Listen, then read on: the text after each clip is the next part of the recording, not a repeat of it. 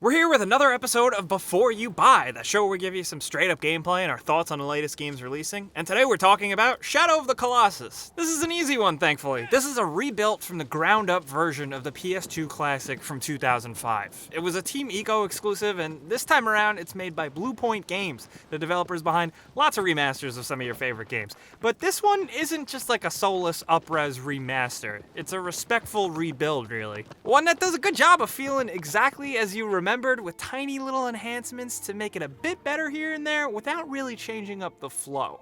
Or more importantly, just the general feel of it. If you've never played this game before, the setup is really a fairly straightforward and kind of artfully vague adventure game where you play as a random adventurer dude known simply as Wander. You arrive into this empty, sad, mystical land with the body of a young girl who's seemingly just dead, as far as you know. All the game telegraphs to you is that you gotta save her. Then you hear this godly voice speak through the temple and he tells you to kill 16 giants, and that's it. You're on your way. You raise your magic sword up to the sun and see where it reflects to, and that points you towards your target. So you hop on your horse and head out to kill these big stone giants. To defeat them, you navigate the environment, figure out any potential tricks or puzzles with the monster itself, climb up them, hang on for dear life, and stab them in their weak spots. If it sounds simple, it kinda is, but it can be fairly tricky to figure out how to actually get on the monsters, and it can just be overall extremely daunting on your first playthrough. The magic of it is that you're just a little guy who can hop off his horse and use a sword and bow and arrow, and that's just why it works so well. It's just large-scale, fun,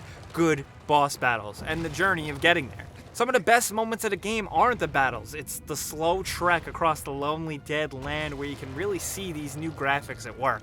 It's that loneliness and somberness, and even the weird feeling of killing these monsters that makes the game stand out. Sorry if that sounds a little artsy-fartsy. It doesn't go that far. Ultimately, it's still a video game, one with a lot of buttons to press and meters to manage. But it's a bit different this time, as the game offers a few different control schemes. You can try the classic controls, which I ended up sticking with for a while just because I was so used to them, or the modernized control schemes, where actions are placed in places that just make a bit more sense. With this control scheme, you'll notice little quality of life improvements here and there, most notably the change from jumping on your horse and holding the climb button to get on him, and now you can just jump right on the horse. Little tiny, inoffensive tweaks like this are what this version of Shadow of Colossus is all about. Shooting a bow feels slightly better, but it's still not quite like a 2018 game. But I'm actually totally okay with that, because I still like this game the way it is. And the game back in the day didn't have really a lot of fundamental flaws, maybe some really bad frame rate issues, and they took care of that this time around. The user interface for the grip meter and health is cleaned up, with the grip meter extending over the health bar. It's a weird design choice, but it works the same way. With a game like this that's so revered and has been replayed so many times, all those very subtle changes are key, and I'm pretty satisfied. It's still very fun to play, while feeling its age a teeny bit, but there's a lot of gameplay to keep you busy. You get 3 main difficulty modes and then a time attack mode. But the control tweaks and stuff like that translate over to music and sound design as well, which only feel slightly different. The voices of Dormine do sound different, but you're still getting the same shouts from the main character and the swelling battle themes exactly as you remembered, and the game just generally comes off like that, exactly like you remembered, even down to the graphics, even though they are an amazing jump. Obviously, the biggest thing worth mentioning are these visuals. You get HDR support, and if you have a PS4 Pro, you have the option between prioritizing a 60 FPS frame rate or a higher resolution resembling 4K HDR at 30 FPS with a bit more enhanced graphical detail. Besides frame rate, the compromises here are slight, and you don't lose out on either choice, which is nice. Either way, PS4 Pro or not, you're getting a gorgeous game that resembles the original, only way nicer looking. You'll notice that as soon as you take off on aggro, flying across the plains, the camera angle's a bit lower and you can see the high quality, gorgeous grassy fields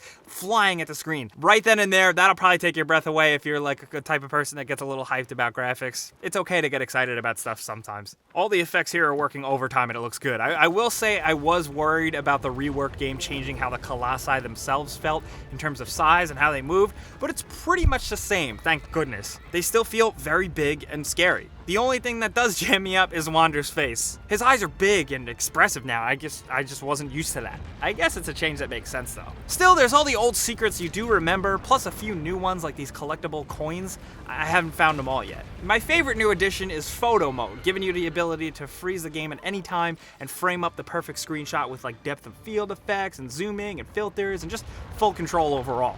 I always say photo mode is a great addition to games, but here I really mean it. It's more effective effective because it's a classic game and one of my favorites, and now myself and everyone else can just come up with cool new images and angles from the game that we've never seen before. Overall, if you can't tell, I recommend Shadow of the Colossus to almost every type of gaming fan.